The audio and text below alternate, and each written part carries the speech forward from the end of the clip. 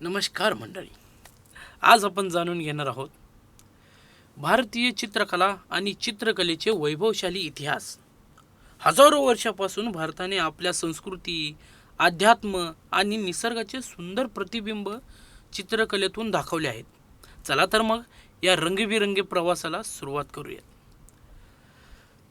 भारतीय चित्रकलेचा इतिहास खूप प्राचीन आहे. आपल्याला सर्वात जुनं चित्रकलेचं उदाहरण मिळतं भीमबेटकाच्या गुहेमध्ये. हे सुमारे 30 वर्षांपूर्वीचं मानलं जातं. यात हत्ती चित्रांमध्ये शिकारी आणि प्राणी नृत्यांचे प्रसंग दिसतात. यानंतर आपल्याला अजिंठा एलोरा येथील गुहेतले चित्र दिसतात.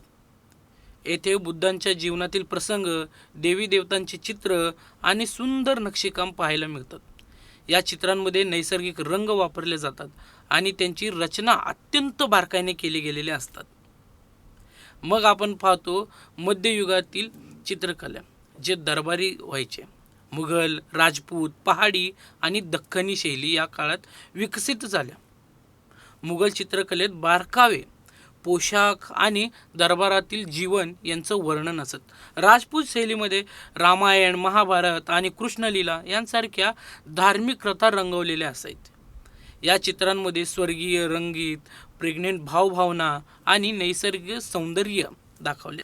ब्रिटिश राजवटीच्या काळात पाश्चिमात्य शैली भारतात आली आणि भारतीय चित्रकारांनी नव्या दृष्टिकोनातून चित्र काढायला सुरुवात केली.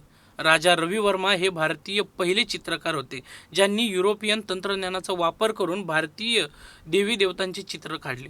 त्यात लक्ष्मी आणि सरस्वतीच्या प्रतिमा आजही घराघरात आहेत.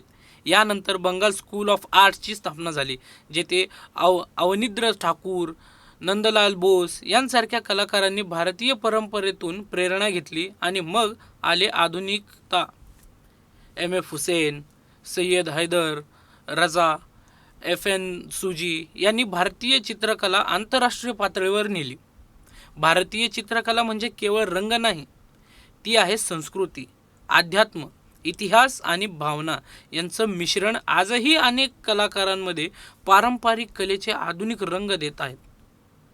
मधुबनी, वारली, पिचवाई, टंगखार्ट अशा लोककला भारतभर अजूनही प्रचलित आहेत. कला म्हणजे केवळ चित्र नाही, ती एक सुंदर संवाद आहे, काळासोबत चालणारा पण मुळाशी घट्ट जोडलेला. जर तुम्हाला हा व्हिडिओ आवडला असेल तर नक्की लाईक, शेअर आणि सबस्क्राईब करा आणि आमच्यासोबत असेच जुळून राहा. धन्यवाद.